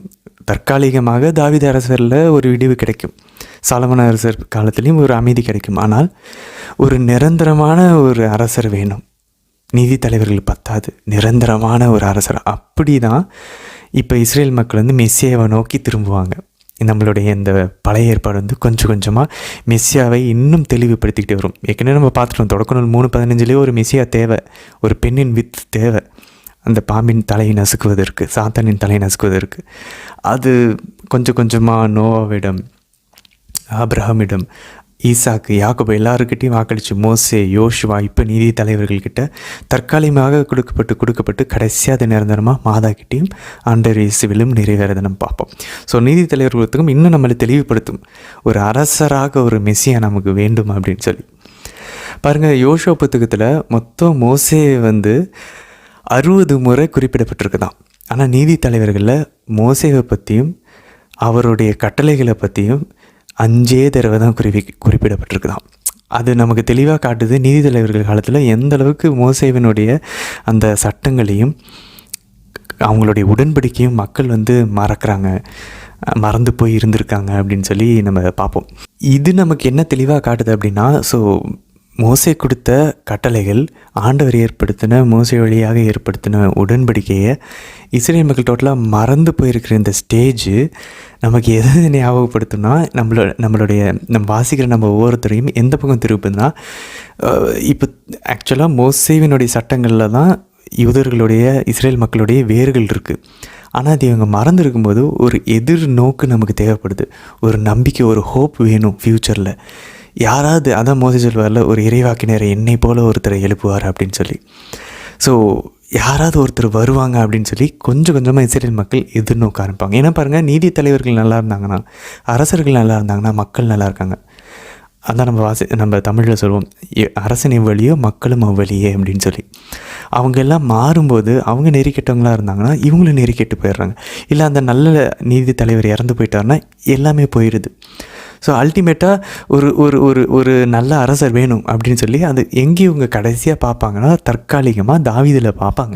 ஸோ இந்த மொத்தமும் கொஞ்சம் கொஞ்சமாக தாவீதை நோக்கி திரும்பிக்கிட்டு போகும் நம்மளுடைய இந்த கதைகள் மொத்தமும். அதுக்கேற்ற மாதிரி தான் இன்றைக்கி ரூத்து எல்லாமே நம்ம வாசிப்போம். அதனால தான் பெத்லஹேமில் வந்து ஸ்பாட்லைட் போட ஆரம்பிப்போம். நம்ம ஒளி அடித்து அதை நம்மளோட கண் முன்னாடி கொஞ்சம் கொஞ்சமாக வரும். நீதி தலைவர்கள் முடியும் போதும் சரி, ரூத்துலேயும் சரி. சரி, இன்னொரு முக்கியமான விஷயம் பாருங்கள். இன்றைக்கி நம்ம நீதி தலைவர்கள் 1ஆம் அதிகாரம் 1-7 வசனங்களை வாசிக்கிறோம். இந்த ஹெரம் வார்ஃபேர் சொன்னோம் இல்லையா, மொத்தமாக எல்லாரையும், பெண்கள், குழந்தைகள், போருக்கு வராதவர்கள் எல்லாத்தையும் அழித்து ஒழிக்கிறது. அது வந்து நம்ம எங்கே பார்க்குறோம் அப்படின்னா, இதில் வந்து கடவுளுடைய நீதி இருக்குது அப்படின்னு சொல்லி நம்ம ஏற்கனவே பார்த்தோம். 2 காரணங்கள் பார்த்தோம். ஒன்று, இஸ்ரேல் மக்களினுடைய அவங்களுடைய பலவீனம், அவங்க போய் அங்கே கூட இருந்தாங்கன்னா அவங்களோட இதெல்லாம் கற்றுக்குவாங்கன்னு. 2வது முக்கியமான விஷயம், இதுதான் முக்கியமான காரணமும் கூட, அந்த மக்கள் அந்தளவுக்கு வெள்ளத்தால் அழிக்கப்படுவது அளவுக்கு, சோதம் குமராவை போல் நெருப்பால் அவங்க அழிக்கப்படுற அளவுக்கு அவங்க பாவம் செஞ்சுருந்தாங்க அப்படின்னு சொல்லி. அதுக்கான ஒரு உதாரணம் இன்றைக்கி நம்ம வாசிச்சிருப்போம். பாருங்கள், அதோனி பேசக்கு என்ன பண்ணுறாரு, 70 அரசர்களை கட்டை விரலை கையிலையும் காலிலையும் வெட்டி அவர் கீழே வந்து சாப்பாடு பிச்சை எடுக்க பொறுக்க விட்டுருக்காரு, குப்பை பொறுக்க விட்டுருக்காரு, சிதறி விழக்கூடிய அந்த துண்டுகள் எல்லாத்தையும். அதை தான் பாருங்கள், அப்போ 70 பேர் இருக்காங்க. எவ்வளோ ஒரு கொடூரமான ஒரு அரசனாக இந்த அதோனி பேசக்கு இருப்பாங்க. அதனால தான் பாருங்கள், இவங்க என்ன பண்ணுறாங்க, அதோனி பேசக்கு அதே மாதிரியே கட்டை விரலையும் கையிலையும் கால்லையும் வெட்டி அவரை வந்து எருசலேமில் கொண்டு போய் சாகரிக்கிறாங்க. அதை அவர் சொல்கிறார் பாருங்கள், அவரே ஒத்துக்கிறார் அந்த அதோனி பேசக்கு, நான் செய்தவரே கடவுள் எனக்கு செய்துள்ளார் அப்படின்னு சொல்லி. இந்த கானானி அரசன் இவ்வளோ மோசமான அரசன் தான். இப்படிப்பட்ட ஒரு இடத்துல தான் நமக்கு ஞாபகம் இருக்கா, ஆண்டவர் இயேசு கானானிய பெண்ணை சந்திக்கிறார். ஸோ அப்போ ஆண்டவர் வந்து ஏன் ரெசிஸ்ட் பண்ணுறாருன்னா, அதுக்கு பின்னாடி இந்த ஒரு காரணமும் இருக்குது. இவங்க அந்த கானானி ஆண்டவருடைய மகள் தான், பிள்ளை தான் அது. பட் ஆனால் அந்த கானானி பெண்ணுக்கு தெரியணும், அவங்க வந்து விசுவாசத்தை அறிக்கையிடணும் அப்படின்றதுக்காக ஆண்டவர் கண்டுக்காத மாதிரியே இருக்கிறாரு. நம்ம நற்செய்தியில் வாசிக்கிறோம், கானானி பெண் வந்து அவங்களுடைய மகளுக்கு கேட்கும்போது ஆண்டவர் கண்டுக்காமலே இருப்பார். பிள்ளைகளுக்கு போடுறத நாய்க்குட்டிக்கு போட முடியாது அப்படின்வார். அப்போ பாருங்கள், இந்த கானானி பெண் வந்து மறைமுகமாக இந்த கானானி அரசனுடைய இதை சொல்கிறாங்க, நான் அந்த கானானி அரசன் அதோனி பேசக்கு போல இல்லை, நாங்கள் கீழே பொறுக்கிட்டு இருந்தாங்க பாருங்கள், அந்த 70 அரசர்களை போல் நான் ஒரு அடிமை. ஆண்டவரே, மேஜையிலேருந்து பிள்ளைகள் உண்ற மேஜையிலேருந்து சிறு துணுக்கைகள் கூட கீழே விழுமே. அப்போ இவங்களை வந்து யார் மாதிரி இவங்க வந்து அடையாளப்படுத்திக்கிறாங்க, இவங்க எங்கேருந்து வராங்களோ அந்த கானானியனுடைய அந்த அரசனை போல இல்லை, அந்த அரசனுக்கு கீழே பொறுக்கிட்டு இருந்தாங்க பாருங்கள் அந்த விழுகிற எஞ்சிய துண்டுகள், அப்படிப்பட்ட ஒரு நாய்க்குட்டி நானும் சில இவங்களே இவங்க அடையாளப்படுத்திக்கும் போது ஆண்டவர் திரும்பி, அம்மா உன்னுடைய நம்பிக்கை பெரிது அப்படின்னு சொல்லி அவங்க மகளை குணமாக்குறாங்க. ஸோ இது ஒரு முக்கியமான ஒரு அழகான ஒரு விஷயம் நம்ம இன்றைக்கி தெரிஞ்சுக்கலாம். சரி, அடுத்து வந்து 19வது வசனத்தில் பாருங்கள், ஆண்டவர் யூதாவோடு இருந்தார், அவர்கள் போய் அந்த மலை நாட்டை கைப்பற்றினாங்க. ஆண்டவர் அதே நேரத்தில் இவங்களை யூதாவோடு தான் இருக்கிறாரு, நம்ம அதை பார்க்குறோம். ஆனால் அவங்களால வந்து கீழே இருக்கக்கூடிய சமவெளியில் இருக்கக்கூடிய மக்களை வந்து கைப்பற்ற முடியல. அதுக்கு என்ன காரணமாக, அவர்கள்கிட்ட வந்து இரும்பு தேர்கள் இருந்துச்சு, அயன் சேரியட்ஸ் இருந்துச்சு அப்படின்னு சொல்லி நம்ம வாசிக்கிறோம். ஆக்சுவலாக பிரச்சனை அயன் சேரியட்ஸ் கிடையாது. அயன் சேரியட்ஸ் இருந்தால் என்ன, அதை விட பெரிய சேரியட்ஸ் இருந்தால் என்ன, ஆண்டவர் கூட இருந்தால் எல்லாமே செய்ய முடியும். பட் ஆண்டவர் அதை வந்து விடலை. பாருங்கள், பெஞ்சமின் கூட இருந்திருக்காரு, ஆனாலும் ஒரு சில பேரை இவங்களால் விரட்ட முடியல. ஏன் அப்படின்னு சொல்லி பார்த்தோம் அப்படின்னாக்க, அதில் பாருங்கள், அதே யோசுவா 2ஆம் அதிகாரம் 22லேருந்து 23 வசனங்களிலும், அதே போல் 3ஆம் அதிகாரம் 4ஆம் வசனத்துலையும் நம்ம வசனம் தெரியும், தெளிவாக ஆண்டவர் சொல்கிறார், ஏன் இவங்க முன்னே இருந்து. இப்போ பாருங்கள், நமக்கு நன்றாக தெரியும் ஆண்டவர் தான் இவங்களோட போர் புரிஞ்சுக்கிட்டு இருக்காரு. ஆண்டவர் இவங்க கூட இருந்தால், ஆண்டவர் போர் புரிஞ்சால் இவங்களால ஒரு இரும்பு தேரில் வந்தாலும் என்ன, எதில் வந்தாலும் இவங்களால் விரட்ட முடியும். பெரிய அனாக்கியர்களாக இருந்தாலும் சரி, பெரிய இந்த ராட்சசர்களாக இருந்தாலும் சரி, இவங்களால் விரட்ட முடியும். பட் இங்கே நமக்கு ஆன்சர் இருக்குது. யோசுவா 2ஆம் அதிகாரம் 22லேருந்து 23 வசனங்கள், 3ஆம் அதிகாரம் 4ஆம் வசனம் ஒரே விஷயம்தான் சொல்லுது. ஆண்டவர் சொல்ல பாருங்க, ஆண்டவரது நெறிமுறையில் நடப்பதில் இஸ்ரேலின் மூதாதையர்கள் கவனமாக இருந்தது போல இஸ்ரேலரும் கவனமாக இருக்கிறார்களா இல்லையா என இவர்களை கொண்டு நான் சோதிக்கிறேன். எனவே ஆண்டவர் இந்த வேற்றினத்தாரை யோசுவாவிடம் ஒப்படைக்காமல் விரைவில் விரட்டாமலும் விட்டு வைத்தார். அப்போ பாருங்கள், ஆண்டவர் ஒப்படைச்சாதான், ஆண்டவர் சொல்ல நான் ஒப்படைக்கிறேன் போ. இதே ஸ்லாங்கை வந்து நம்ம திரும்ப தாவீதுக்கிட்டே நம்ம வாசிப்போம். ஓகே, நான் உங்களை உன் கையில் கொடுக்குறேன் போ. இப்போ நீதி தலைவர்கள்கிட்டையும் நம்ம அதான் வாசிச்சிருக்கோம். ஆண்டவர் நம்மக்கிட்ட ஒப்படைச்சாதான் நமக்கு வேலை கிடைக்கும், நமக்கு குழந்தை பாக்கியம் கிடைக்கும், கல்யாணம் கிடைக்கும், எல்லாமே. ஆண்டவர் ஒப்படைக்கலைன்னா அதை நம்ம மேற்கொள்ளவே முடியாது. ஆண்டவர் நமக்குள்ள போரிடணும். அப்போ ஆண்டவர் ஒரு சில பேரோட போரிடும்போது ஆண்டவர் கூட போகிறார். அது சமவெளியாக இருந்தாலும் சரி, மலையாக இருந்தாலும் சரி. ஒரு சில இடங்களில் ஆண்டவர் இவங்க முன்னிலிருந்து விரட்டவில்லைன்னு நம்ம வாசிக்கிறோம். ஆண்டவர் இந்த வேற்றினத்தாரை யோசுவாவிடம் ஒப்படைக்காமலும் விரைவில் விரட்டி விடாமலும் விட்டு வைத்தார். அவர் தான் விட்டு வச்சுருக்காரு அவங்களெல்லாம். எதுக்கு? இவங்க அவங்களுடைய வழிகளில் போய் ஃபாலோ பண்ணுறாங்களா, இல்லை ஆண்டவருடைய கட்டளைகளை கடைபிடிக்கிறாங்களா? இதே ஆண்டவர் தான் ஏதேன் தோட்டத்தில் ஆதமேவாலை படைச்ச ஆண்டவர். மறந்துடவே கூடாது. நம்ம எல்லா மரங்களிலிருந்து உண்ணலாம், இந்த மரத்தை மட்டும் உண்ணக்கூடாது. அந்த மரத்தை வச்சவர் அவர். அதே ஆண்டவர். அவரை நம்புகிறோமா? அவர் அப்பாவாக நம்புகிறோமா இல்லையா? அவர் அப்பாவாக நம்பணுன்னா அவரை மதிப்போம், அவருக்கு அஞ்சு அவருடைய கட்டளைகளை கடைப்பிடிச்சு நம்ம கரெக்டாக இருப்போம்.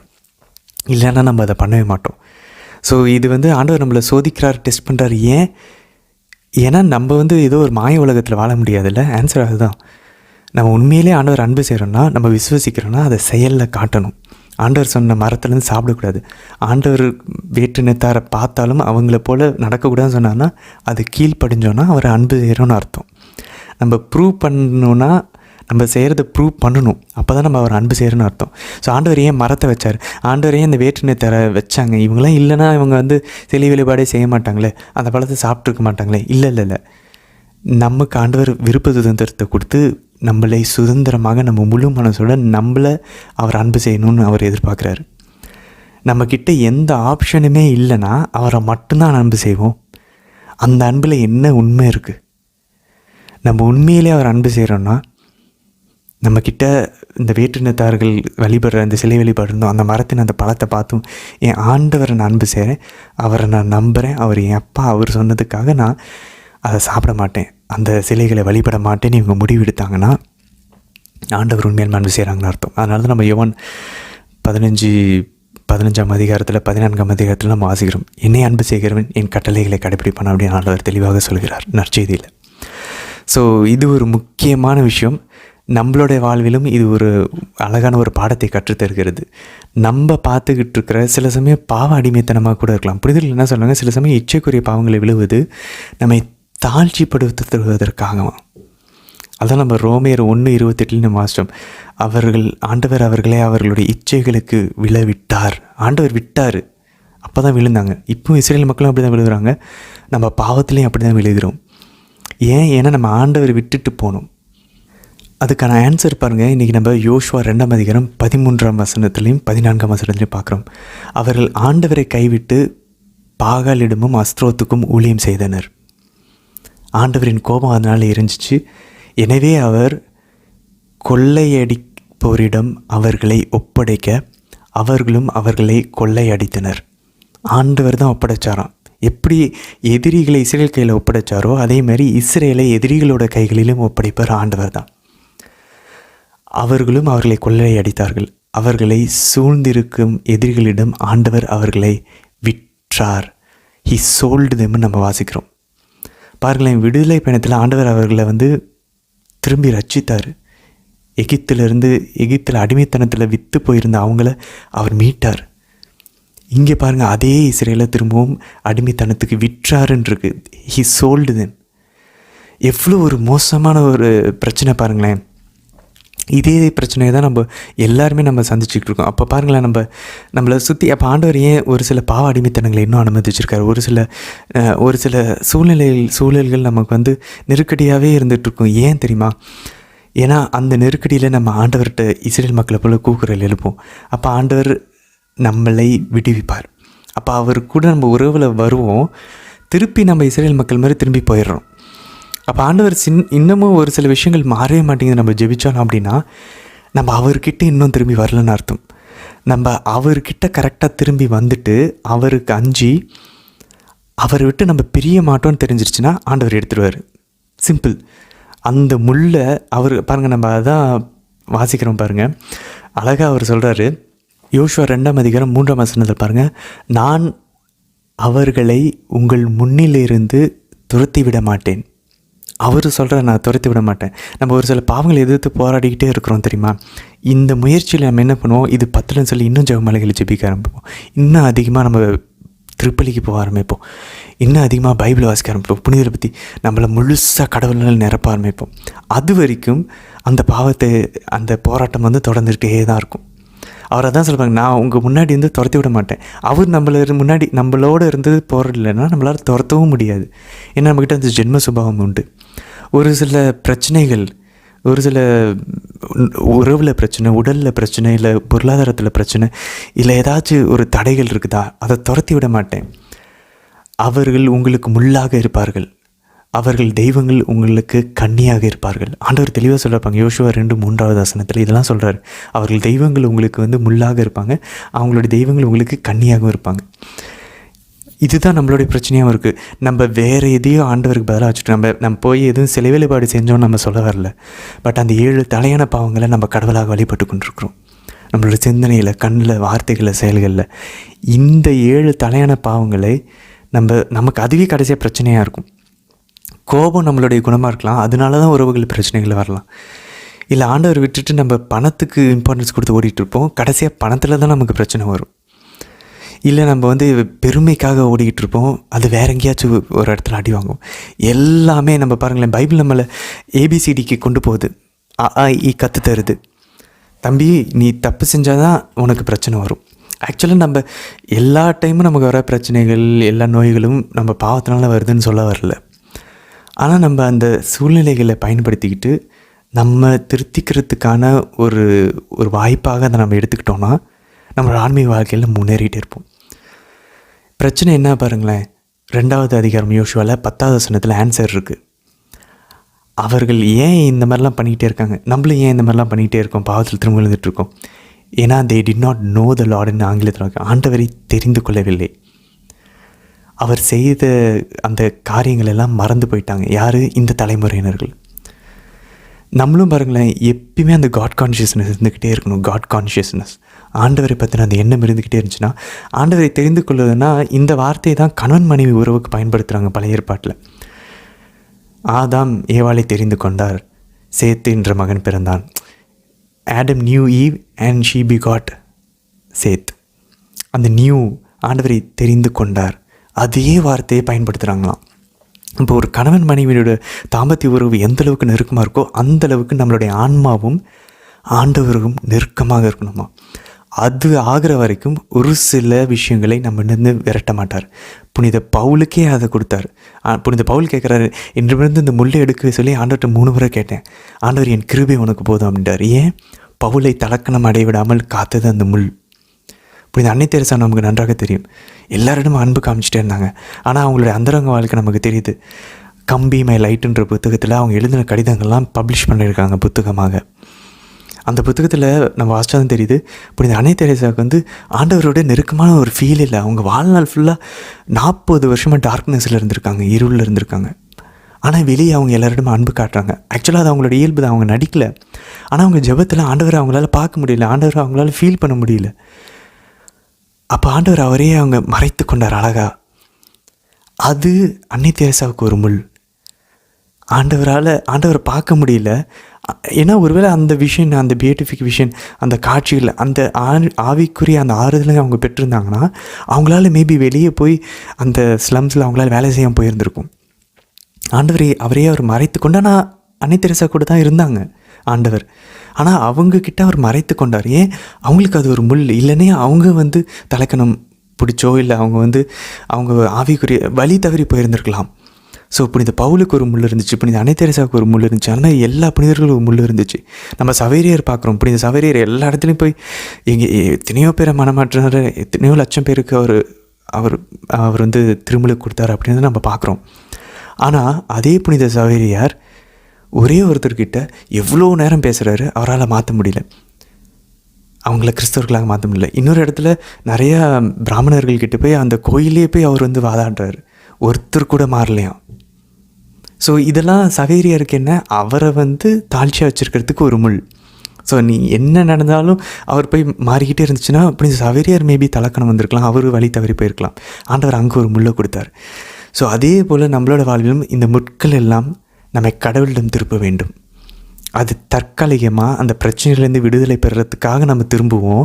ஆனால் பின்னாடி என்ன ஆகும் ஆன்மீக வாழ்க்கையில், அவர் நம்ம சுவைச்சிட்டோன்னு வச்சுக்கோங்களேன், அப்போ இந்த முட்கள்லாம் இல்லைன்னா கூட நம்ம ஆண்டவர்கிட்ட இருப்போம். ஸோ இதை நம்ம ப்ராக்டிக்கலாக எப்படி பார்க்கலாம்? எனக்கு பிரச்சனை வந்தால் தான் நான் கோயிலுக்கு போகிறேன், அப்போ தான் என்னால் ஜெபிக்க முடியுதா? இல்லை எதுவுமே இல்லைனாலும் நான் ஆண்டவர்கிட்ட என் ஜெப வாழ்க்கை கன்சிஸ்டண்ட்டாக போயிட்டே இருக்குது. ஆண்டவரை நான் ஆண்டவர் கொடுக்குற விஷயத்துக்காக தேடாமல் ஆண்டவரோட உறவுக்காக நான் தேடுற அந்த ஒரு மெச்சூரிட்டிக்கு நம்ம ஆண்டவர் தான் ஃபஸ்ட்டுன்னு சொல்லி நம்ம வந்துட்டோன்னா, அதுக்கப்புறம் இந்த தேவையில்லாத இந்த பொருளாதார நெருக்கடி இது எல்லாமே, ஏன்னா இதெல்லாம் கொடுத்து ஆண்டவர் நம்மகிட்ட வருவார், நம்மளை ஈர்க்கிறாரு. ஆனால் நம்ம அந்த பொருளாதார நெருக்கடி இந்த இஸ்ரேல் மக்கள் மாதிரி போனதுக்கப்புறம் ஆண்டவரை விட்டுடுறோம். ஆண்டவரை பிடிச்சிக்கிட்டோன்னா திரும்ப அது வரவே வராது. இது ஒரு உதாரணம். இந்த மாதிரி எல்லா விஷயத்தையுமே நம்ம பார்க்கலாம். இன்னொரு முக்கியமான விஷயமும் இருக்குது. ஆண்டவரை அவங்க தெரிந்து கொள்ளலை, ஆண்டவர் செய்த செயல்களை அவர்கள் மறந்து போனார்கள். ஏன்னா இந்த தலைமுறைக்கு தெரியல, பாவம் அது என்ன பண்ணும். இன்னொரு ரெண்டாவது ஒரு முக்கியமான ஒரு பாடத்தை நம்ம கற்றுக்கொள்ள வேண்டும். நம்ம திருச்சபை மோசமாக போயிட்டுருக்குல்ல, நிறைய ஃபாதர் சிஸ்டர்ஸ் ஒழுங்காக இல்லைல்ல, அதுக்கு காரணம் என்னன்னு தெரியுமா? நம்மளுடைய பிள்ளைங்களுக்கு நம்ம சரியாக கேட்டிசம் சொல்லிக் கொடுக்கல. நம்ம பிள்ளைங்களை நம்ம கடவுள் பக்தியில், கடவுள் இப்படி பயத்திலும் ஒழுக்கத்திலும் வளத்தில் நம்பிக்கையை கொடுக்கல. மேபி நம்மளுடைய அம்மா அப்பாவுடைய அந்த தலைமுறையை நம்ம கொடுக்காமல் போயிருந்துருக்கலாம். இன்றைக்கி அதோடைய ஃப்ரூட்ஸ், அதனுடைய பலன்களை நம்ம பார்த்துக்கிட்டு இருக்கோம். திருச்சபை மோசமான நிலையில் போயிட்டுருக்கு. இந்த இஸ்ரேல் மக்கள் செய்ய தவறுன ஒரே ஒரு விஷயம், ஆண்டவர் செஞ்சார் பாருங்கள். அந்த யோசுவாவின் தலைமுறை அவங்களுக்கு பிறந்த அந்த பிள்ளைங்களுக்கு அதை சொல்லணும். அதனால தான் ஆண்டவர் ஒவ்வொரு பாஸ்கா திருவிழாவின் போதும் ஆண்டவர் கட்டளை கொடுக்குறாரு. இந்த பாஸ்காவை ஏன் நம்ம கொண்டாடுறோம், இந்த கல்லை ஏன், இந்த 12 கல்லை இங்கே வச்சோம் அந்த யோர்தானில், அப்படி கேட்கும்போது நீங்கள் உங்கள் பிள்ளைங்களுக்கு சொல்லிக் கொடுக்கணும்னு ஆண்டவர் சொல்லி தான் சொல்கிறாரு. ஆனால் நம்மளும் இதே போல் தான் தவறிகிட்டு இருக்கோம்.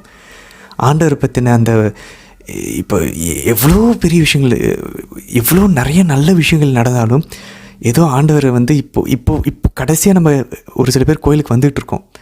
ஏன்னா ஏதோ பழகிட்டோமே, கற்றுக் கொடுத்துட்டாங்களே என்ற ஒரு சில பேர், அந்த மெஜாரிட்டி வந்துகிட்டு இருக்காங்க. பெரும்பாலானோர் ஒரு உண்மையான மனசுலேருந்து, ஒரு பர்சனலான உறவுலேருந்து வருவது இல்லை. பெரும்பாலானோர் ஒரு 90% கூட சொல்லலாம், 90% கூட சொல்லலாம். எத்தனை சதவீதம் எனக்கு தெரியல. பட் ஆனால் பெரும்பாலானோர் அது ஒரு சடங்காச்சாரமாக, ஓகே ஆண்டவர் ஒரு மனசில் உறுத்தும் இல்லை, கோயிலுக்கு வரலன்னா ஆண்டவரையும் வச்சுக்கணும்ல, அப்போ தான் நம்ம நல்லா நிம்மதியாக வாழ முடியும், கரெக்டாக இருக்கும், ஆசீர்வாதங்கள்லாம் வரும், இல்லை எதுவும் பிரச்சனை வந்துடக்கூடாது, அவ்வளோதான். அதுக்காக தான் கோயிலுக்கு வராங்க. ஒரு நெருக்கமான மணவாளன் மணவாட்டி, என் ஆண்டவர் ஜீசஸ் அவர் செஞ்சது அதெல்லாமே ஆவியானவருக்கு கொடுத்தா தான் அந்த உணர்வெல்லாம் நமக்கு வரும். ஸோ அந்த எதுவுமே இல்லாமல் தான் பெரும்பாலானவர் வந்துக்கிட்டு இருக்கோம். நம்ம யோசிச்சு பார்ப்போமே, எங்கே போயிட்டுருக்கு நம்ம சர்ச்? இது எல்லாமே ஆண்டவர் உணர்த்தலைன்னா, ஆவியானவர் உணர்த்தலைன்னா இது எதுவுமே நடக்காது. அவர் உணர்த்தணுன்னா நம்ம யாக்கோபின் அதிகாரத்தில் வாசிக்கணும். நம்ம அவர்கிட்ட நெருங்கி போனால் அவர் நம்மகிட்ட நெருங்கி வர்றார். Draw near me, I will draw near to you அப்படின்றார் ஆண்டவர். ஸோ பிள்ளைங்களுக்கு சொல்லிக் கொடுக்கலன்னா மிகப்பெரிய ஒரு பிரச்சனை, நம்மை நரகத்துக்கு தள்ளக்கூடிய அளவுக்கு அது ஒரு மிகப்பெரிய ஒரு பாவமாக நம்ம முன்னாடி நிற்கும் கடைசி நாளில். நம்ம பிள்ளைங்களை நம்ம டெய்லி குடும்ப ஜெபமாலை, குறிப்பாக அட்லீஸ்ட் குடும்ப ஜெபமாலை ஜெபிக்கக்கூடிய பழக்கத்தை நம்ம குடும்பத்தில் கொண்டு வந்துட்டால் கூட ஆண்டவர் கோபத்துலேருந்து தப்பிச்சிடலாம். ஓகே, அதையாவது மினிமம் பண்ண என் பிள்ளைங்களுடைய ஆன்மீக வாழ்க்கையில் ஆண்டவர் உங்களை இன்ட்ரடியூஸ் பண்ணுறதுக்கு டெய்லி ஜெபமாலை ஜெபிச்சு ஒரு அதிகமாக பைபிளை வச்சு அதை நம்ம டிஸ்கஸ் பண்ணோன்னா குடும்பத்தில் தினமும் அட்லீஸ்ட் தப்பிச்சிடலாம். இல்லைனா இந்த இஸ்ரேல் மக்கள் மாதிரி தான் நம்மளுடைய தலைமுறையை மறந்து, அதுக்கு காரணம் நம்மளாக முன்னாடி நிற்பாங்க. நிறைய புனிதர்கள் அவங்களோட இதெல்லாம் பார்க்குறாங்க. ஒருத்தர் தவறான ஒரு படம் வரைஞ்சதுக்காக அவருடைய தண்டனை தீர்ப்பின் போது அவர் இறந்ததுக்கப்புறம் அரியணை முன்னாடி நிற்கும்போது அந்த தவறான படத்தை பார்த்து பாவத்தில் விழுந்த ஆன்மாக்கள்லாம் ஆண்டவர் முன்னாடி அக்யூஸ் பண்ணுதான், குற்றப்படுத்துதான். இவர் வரைஞ்ச இந்த படத்தினால தான் நான் இப்படிலாம் மாட்டினேன் அப்படின்னு சொல்லி. ஆண்டவர் அவர் நீதியில் அவருக்கு தீர்ப்பு வழங்குறதுக்கு போது புனிதர்களும் தேவமாதான் இந்த பையன் ஆனாலும் இவர் அவருடைய பாவத்துக்கு மனம் திரும்பி ஜெபமாலையை ஜெபிச்சிருக்காரு அப்படின்னு சொல்லி மாதா வாதாடினதுக்கப்புறம் ஆண்டவர் அவரை தண்டிக்காமல் விட்டாராம்.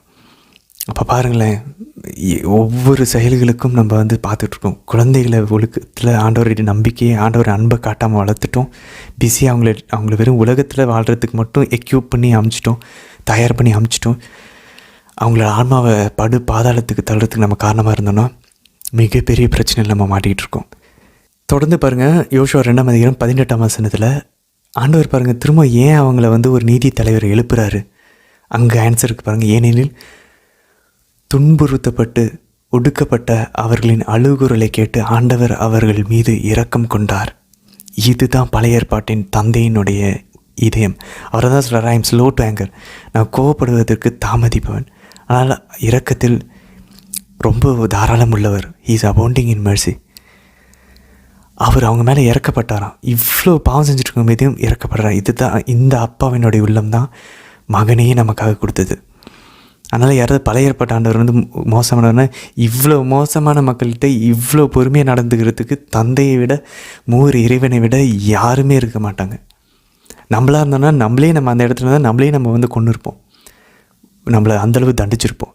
ஆனால் ஆண்டவர் அவரோட தண்டனையில் கூட இரக்கம் இருக்குதான், அவரோட நீதியில் கூட இரக்கம் இருக்குதான். அதான் புனித ஜான் கேசின் கிபி 300லேருந்து 400களில் வாழ்ந்த புனித ஜான் கேசின் சொல்கிறாரு இந்த நீதி தலைவர்களுடைய இந்த புத்தகத்தை பற்றி அவர் சொல்லும்போது, நம்ம ஏற்கனவே பார்த்தோம் புனித சிலுவையாரில் அப்புறம் இது ஆவிக்குரிய வகையில் தான் நம்ம பார்க்கணும் இந்த மொத்த யோசுவாவின் புத்தகத்தை அப்படின்னு சொல்லி நம்ம பார்த்தோம். அதே போல் இந்த புனித ஜான் கேசின் பாருங்கள், இந்த நீதி தலைவர்கள் புத்தகத்தையும் அவர் ஆவிக்குரிய வகையில் தான் பார்க்குறாரு. ஏன்னா பாருங்கள், அவர் என்ன சொல்கிறாருன்னா, இஸ்ரேல் மக்கள் அமைதியில் இருக்கும்போது அவங்க வந்து கடவுளை மறந்துடுறாங்க. அவங்க அடிமைத்தனத்தில் அவங்க ஒடுக்கப்படும் போது அவங்க கடவுள்கிட்ட கூக்குரல் எழுப்புறாங்க, அவங்க தாழ்ச்சியாக இருக்கிறாங்க. ஸோ இது என்ன தெளிவாக புரியுதுன்னா, ஒவ்வொரு தலைமுறையும் அந்த தலைமுறையை மறந்து அடுத்த தலைமுறை வரும்போது திரும்பவும் இந்த பாடம் ரிப்பீட் ஆகப்படுகிறது. ஆண்டவரை சார்ந்திருக்கும், ஆண்டவரை அன்பு செய்யும், ஆண்டவருக்கு அஞ்சு நடக்கக்கூடிய அந்த பாடத்தை அவங்க கற்றுக்கிட்டே இருக்கிறாங்க. ஸோ நம்மளுடைய வாழ்விலும் நம்மளுடைய ஏற்ற தாழ்வுகள் வந்து நம்மளை கரெக்டாக அந்த நெறியில் கொண்டு போயிட்டுருக்கிறதுக்கு, நம்ம நெறி தவறி மொத்தமாக நம்ம வந்து கடவுளை விட்டு விலகிடாமல் இருப்பதற்காக இது எல்லாமே நம்ம வாழ்க்கையில் ஒரு சுழற்சியை போல் நடந்துக்கிட்டு இருக்குது. ஸோ நம்ம எப்போ ஸ்டேபிள் ஆகிறோமோ அப்போ புனிதர்கள் பாருங்கள் அதில் ஸ்டேபிள் ஆகிட்டாங்க. ஓகே, நம்ம கன்ஃபார்மாக அந்த பாடத்தை கற்றுக்கிட்டாங்க. இனி அந்த அந்த என்ன சொல்கிறது, இன்னொரு அந்த மறந்து போகிற ஒரு நிலைமை இல்லை. ஆண்டவருடைய செயல்களை மறப்பதும் ஆண்டவரை தெரியாமல் போகிற ஒரு நிலை இல்லாமல் ஆண்டவரோட ரொம்ப நெருக்கமாக அவங்களுடைய சிந்தனையில் கூட எப்போ ஆண்டவரோட அவங்க கலந்து ஒன்றா இணைஞ்சிட்றாங்களோ அப்போ இனி இந்த பாடங்கள் தேவையில்லை. அப்போ வரக்கூடிய அவங்களோட உடல் அவங்க அனுபவித்த துன்பங்கள், நோய்கள், இந்த எதிர்ப்புகள் எல்லாமே அது ரிடெம்டிவ் சஃபரிங்காக மாறுது, ஒரு மீட்பினுடைய ஒரு துன்புறுதலாக மாறுது. ஆண்டவருடைய சிலுவை பாடுகளோட இவங்களுடைய உடலின் துன்பங்களும் இவங்களுக்கு வரக்கூடிய மனதின் துன்பங்களையும் அவங்க இணைச்சி ஆன்மாக்களை மீட்பதற்காக அதை அவங்க பயன்படுத்துகிறாங்க. எப்படி போகுது பாருங்களேன். ஆனால் அதுக்கு முன்னாடி முதல்ல நம்ம அவரோட இணைஞ்சிருக்கணும். அதே போல் பாருங்கள், இன்றைக்கி 3ஆம் அதிகாரம் 10ஆம் வசனத்தில் பாருங்கள், இந்த நீதி தலைவர்கள் மேலே அவர் மீது ஆண்டவரின் ஆவி இருந்தது அப்படின்னு சொல்லி, the spirit of the Lord came upon them அப்படின்னு அவர்கள் மேலே இறங்கியது, அவர்கள் மேலே இருந்தது. ஸோ ஆண்டவர் பாருங்கள், பழைய ஏற்பாட்டில் ஒவ்வொருத்தராக தேர்ந்தது அவர்கள் மேலே அவருடைய ஆவியை பொழிஞ்சிட்ருக்காரு. புதிய ஏற்பாட்டில் ஆண்டவர் நம்ம பின்னாடி வாசிப்போம், ஆண்டவர் இறைவாக்கினர்கள் வழியாக கூறுவார், அவர்கள் எல்லாரின் மேலும் என்னுடைய ஆவியை ஊற்றுவேன். அப்போ நம்ம புதிய ஏற்பாட்டில் ஆண்டவர் அவருடைய உடலை கொடுத்து அவரோட அர்த்தத்தை கொடுத்து அவரோட ஆன்மாவின் தெய்வீகத்தையும் நமக்காக அவர் வந்து கொடுத்துட்டு போயிருக்காரு. அப்படின்னா அப்போ நம்ம எந்த அளவுக்கு பழைய ஏற்பாட்டு நபர்களை விட நம்ம ஒரு சிறந்தவர்களாக இருக்கணும் பாருங்களேன். நம்மளுடைய நன்னெறியிலையும் சரி, ஆவியினுடைய அருள் வரங்களிலும் சரி. அப்போ பாருங்கள், ஆண்டவருடைய ஆவி நம்ம எல்லாருக்குள்ளேயுமே அப்போ நம்ம பாருங்கள், நம்ம எல்லாருமே ஒரு ஒத்தனையில் போகிற ஒரு ஏகோது போல், ஒரு சம்காரை போல் நம்ம பரிசுத்தமாக இருக்கணும். எல்லாருமே ஆபிரகாம் ஈசாக்கை போல் நம்ம ஆவியை நம்ம எல்லாருமேலேயும் கொடுத்துருக்காரு. அது நம்ம ஆவிக்குரிய வாழ்க்கையில் நம்ம எல்லாருமே இது வளரணும், முதிர்ச்சி தான் அடையணும். நமக்கு ஞானஸ்தானத்திலும் உறுதி பூசலையும் கொடுக்கப்படுகிறது. அதை நம்ம தொடர்ந்து அவருடைய அந்த உறவில் நம்ம வளரணும் அப்படின்றாங்க எல்லா புனிதர்களுமே. ஸோ எங்கே எனக்கு இருக்கிற மாதிரி தெரியல அப்படின்னு நம்ம நினச்சோன்னா நம்ம இன்னும் அவரோட உறவில் இன்னும் வளரலை. அவரோட உறவில் வளர்ந்தோன்னா நம்ம நற்பண்புகள்லேயும் கேரிசம்ஸ் அருங்கொடைகளிலும் நம்ம வளர ஆரம்பிப்போம். ஸோ இது ஒரு முக்கியமான ஒரு பாடமும் இன்றைக்கி நம்ம கற்றுக்குறோம். அதே போல் பாருங்கள், 3ஆம் அதிகாரம் 12ஆம் வசனத்தில் ஆண்டவர் எதிரிகளை வந்து பலப்படுத்தினார்ன்றிருக்கு. இஸ்ரேலோடைய எதிரிகளை ஆண்டவர் பலப்படுத்தினார். எப்படி இஸ்ரேல் மக்களை பலப்படுத்தினாரோ அதே அவர் பாருங்கள், நீதி தவறாதவர், ஒருதலை பட்சம் இல்லாதவர், அவர் நீதியை மட்டுமே நிலைநாட்டுகிறவர். அவர் பாருங்கள், 2 பக்கமும் அவர் அழகாக பேலன்ஸ் பண்ணுறாரு. நீதியை அவர் நிலைநாட்ட ட்ரை பண்ணுறாரு.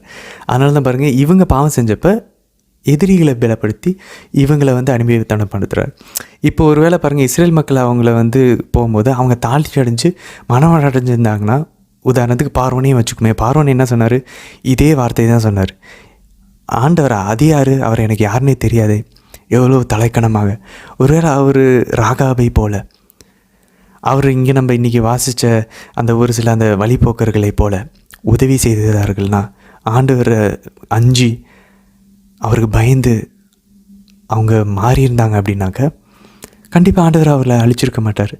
ஸோ இவங்க இப்போ இஸ்ரேல் மக்கள் வழியாக எதிரி நாடுகளை கானானியர்களை அவங்க சிறை போர் தொடுக்க போகும்போது அவங்க சரண்டர் ஆகியிருந்தாங்கன்னா, ஆண்டவர்கிட்ட அஞ்சிருந்தாங்கன்னா அவங்களே அழிச்சிருக்க மாட்டார். அதே போல் இங்கே இவங்க பலப்படுத்தி எதிரிகளை பலப்படுத்தி இஸ்ரேல் மக்கள் வரும், இஸ்ரேல் மக்கள் தாழ்ச்சி அடைஞ்சிடுறாங்க. சரி, தொடர்ந்து இன்றைக்கி நம்ம ரூத்தினுடைய முதல் அதிகாரத்தை நம்ம வாசிக்கிறோம். இன்றைக்கி நான் வாசிச்சோன்னா பாருங்கள், இந்த எலிமெலேக்கும் நவோமியும் வராங்க. இவங்க தான் 2 முக்கியமான கதாபாத்திரத்தை இன்றைக்கி நமக்கு விவிலியத்தினுடைய ஆசிரியர் நமக்கு அறிமுகப்படுத்துகிறார். இந்த எலிமெலேக்கும் நவோமி யார்? எலிமெலேக்கு பெத்லேமை சார்ந்தவர், இவர் யூதா குலத்தை சார்ந்தவர். பாருங்கள், இப்போ நம்ம ஃபோக்கஸ் கொஞ்சம் கொஞ்சமாக யூதா குலத்து மேலேயும் பெத்லேயம் பக்கமாகவும் திரும்புகிறது. எலிமெலேக் அப்படின்ற எபிரேய வார்த்தைக்கு அர்த்தம் மை காட் இஸ் கிங், என் ஆண்டவர் அரசர் அப்படின்னு பொருள். பாருங்கள், இவரிடமிருந்து தான் வருது கொஞ்சம் கொஞ்சமாக. ஸோ இவங்க அங்கே பஞ்சம் வருது பெத்லேயமில். பெத்லேயம் கானான் தேசத்தில் இருக்கிறது, வாக்களிக்கப்பட்ட இடத்துல இருக்கக்கூடிய பெத்லேயம்ன்ற இடத்துல பஞ்சம் வருது. பெத்லேயம்ன்ற வார்த்தைக்கு என்ன அர்த்தம்? ஹவுஸ் ஆஃப் பிரெட், அப்பத்தின் வீடுன்னு அர்த்தம். பாருங்களேன், ஹவுஸ் ஆஃப் பிரெட்டில் தான் ஆண்டவர் இயேசு நமக்கு பிறக்கிறார். பெத்லேயமில் அப்பத்தின் வீட்டிலேருந்து அப்பமாகி ஆண்டவர் இயேசு நமக்கு வருகிறார் நற்கருணையாக. சரி, ஓகே. இப்போ இந்த பெத்லேயமில் அப்பத்தின் வீட்டில் வறுமை வருது, சாப்பாடு கூட வழி இல்லாமல் இவங்க என்ன பண்ணுறாங்க, வேறு வழி இல்லாமல் பிற இனத்தவர்களாகிய மோவாபு தேசத்துக்கு இவங்க கடந்து போகிறார்கள். எலிமெலேக்கும் அவங்களுடைய மனைவி நவோமியும் அவர் 2 பசங்களுக்கும் அங்கே மோவாபை பெண்களை கல்யாணம் பண்ணி வைக்கிறாங்க. மோவாபை பெண்கள் ஞாபகம் இருக்கா? மோவாபை பெண்கள் தான் இஸ்ரேல் மக்களை பாவத்தில் விலை செஞ்சாங்க. அந்த 2ஆம் தலைமுறையினர்களை பாவத்தில் விலை செஞ்சு விபச்சாரத்திலும் சிலை வழிபாடிலும் ஈடுபட வச்சு அதெல்லாம் நம்ம பார்த்தோம். ஸோ இப்படிப்பட்ட இந்த மோவாபு நாட்டுக்குள்ளே இவங்க வேறு வழி இல்லாமல் பஞ்சம் பிழைக்க போகிறார்கள். இங்கே இந்த காலகட்டத்தில் தான் நம்ம பார்க்குறோம். அது மட்டும் இல்லை, இந்த மோவாபிய மக்கள் எங்கேருந்து வந்தாங்க அப்படின்னாக்க, நமக்கு ஞாபகம் இருக்கா, லோத்து, ஆபிரகாமினுடைய சகோதரனுடைய பையன் லோத்து, கசின். லோத்தினுடைய 2 மகள்களோடு பிறந்தது. அந்த ஒரு ஒழுங்கு கேடான ஒரு உறவில் பிறந்தவர்கள் தான் இந்த மோவாபியர்கள். இதை நம்ம தொடக்கம் 19 வாசித்தோம். ஸோ மோவாபு தேசமே இந்த ஒரு தவறான ஒரு துவக்கத்திலிருந்து பிறந்தது. ஸோ இப்படிப்பட்ட மோவாபியர்கள் இருந்தால் இந்த 2 பசங்களுக்கும் கல்யாணம் நடக்குது. அந்த 2 மருமகள்களில் ஒருத்தருடைய பேர் தான் இன்றைக்கி நம்மளுடைய கதாநாயகி ரூத்.